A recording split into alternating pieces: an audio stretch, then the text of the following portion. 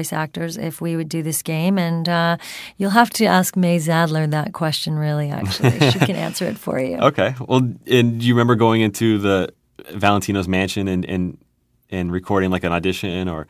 Were we in a mansion? I remember being in a studio that felt like a garage somewhere on Santa Monica Boulevard.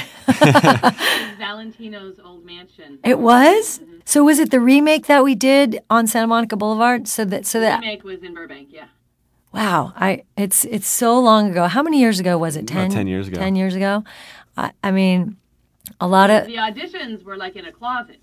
Right? You remember that every time a car stopped at the stop sign outside or a motorcycle stopped, it would ruin the take. Oh, right. I do remember that. It was crazy. I'm sure you when those motorcycles went by, that was the best takes that you got. Usually. Yeah. That's tragic, but yeah, it turned out great. You would never know. I wish I could remember it. I guess luckily I've been really, really busy over the years, and maybe I blocked it out somehow. But I know it was a lot of fun, and I definitely enjoyed doing this game so much.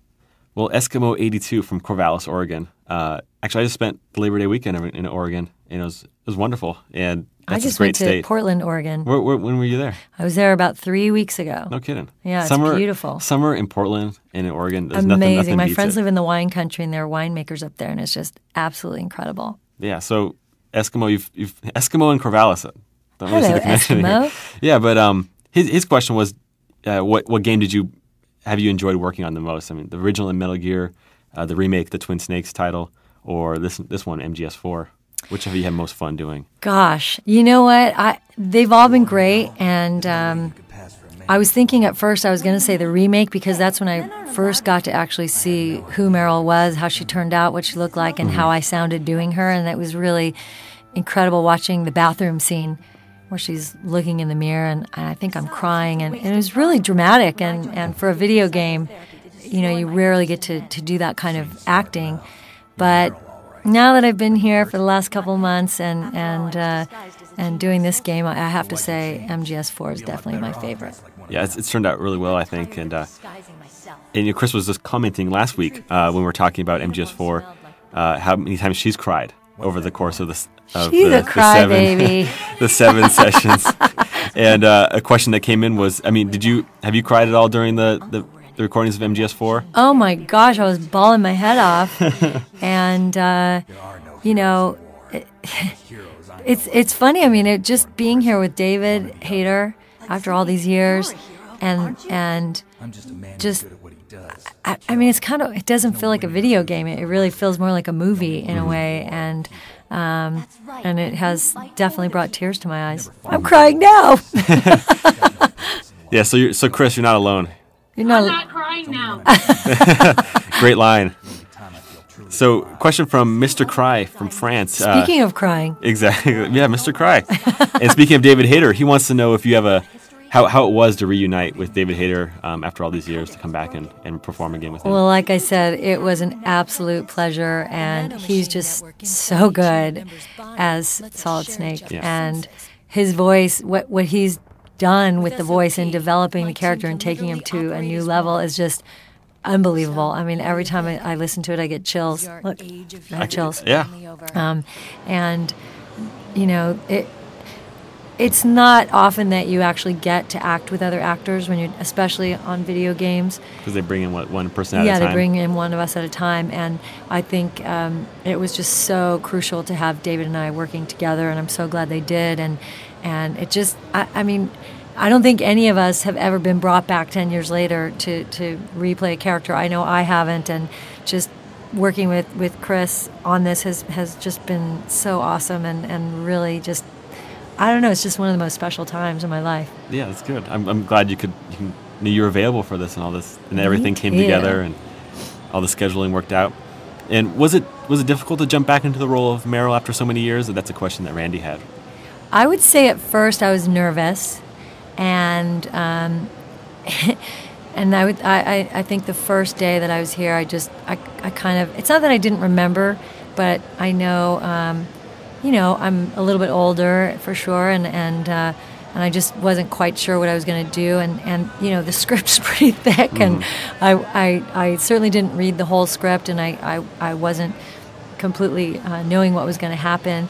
But I think once I got into it, it felt very natural, and the writing was great. Well, thanks. And no, I didn't write it, but yeah, we worked a lot on the edits, and I would always harass you about, me via Chris. We got another edit here, and so sorry for doing that. Oh no, it's fine. It's all good. It's been so much fun.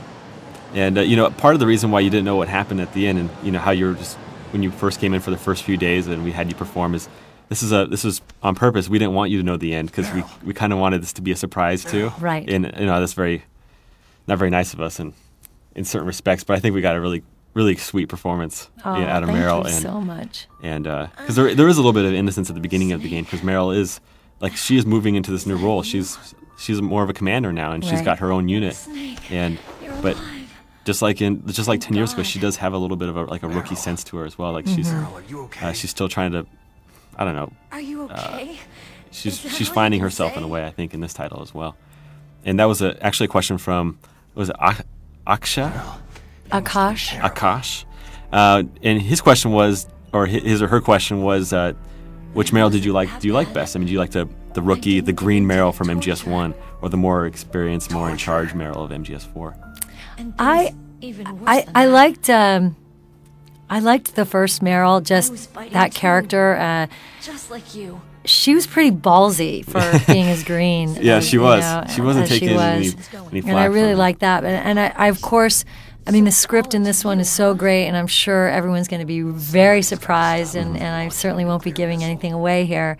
But I was absolutely surprised by the script myself, and that was great. But I think I'd be more honest in saying that I liked that tough ass first Meryl. She was pretty fun to play. Yeah, no experience, but still, you don't. She would talk back to Snake, for example, absolutely. Yeah.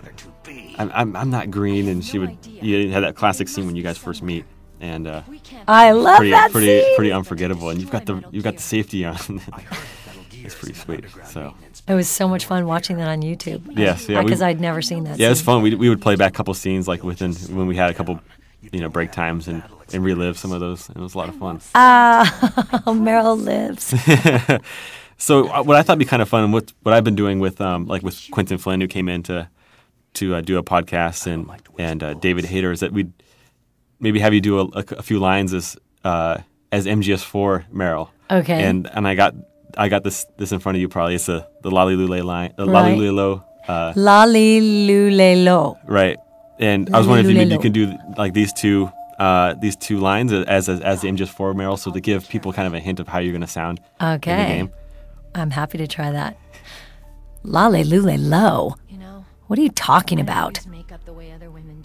We are the new Foxhound. Hey, Chris, how does it sound? All right, well, that's all I have on my list of objectives. Oh, thank on you my list of so questions. much. I'm so excited for this game to come out, and I know people are going to love it. It's just going to rock. And I speak for tens of thousands of listeners that we really appreciate you coming on the show and taking the time. Oh, thank you so much for having me. And thank you for your passion for the title, because you even brought the Meryl action figure. So, I have my Meryl action figure, and it was so funny because she has a little knife, and I've already lost her little gun, and I thought, don't bring the knife because you're going to lose it. And in fact, I lost it, and Chris just brought it to me today. Some little kid found it on the ground on her vast property. Exactly. At the MGS4 barbecue, somebody's son found it and brought it to Chris, and that's perfect. I mean, on that vast property, it's unbelievable that knife was actually found. But because if you can imagine, I know you're only hearing us, but it's like less than an inch long, right? Tiny. It's teeny weeny. Like a half an inch long, and I don't know how he possibly could have even seen it. I couldn't imagine when you handed me the envelope what was in it. I knew that it was something. I thought, did I lose a piece of jewelry? But it was Meryl's knife. It's very fitting. The most excited I've seen Debi in a long time. So yeah, that's when I knew that you were really serious about this part, and I didn't know that before, but you you really did love Metal Gear, and you had that figure. So Thanks for noticing that. yeah, well, no, thanks for being excited about the project. So. Absolutely. It's going to be such a cool game. Well, thanks again, and we'll be back next week with another edition of the Kojima Productions Report.